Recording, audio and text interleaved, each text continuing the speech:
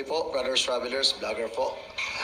Sir, ano po ang hakbang po ninyo ngayon na gagawin po nyo dito po sa pangyayaring ito?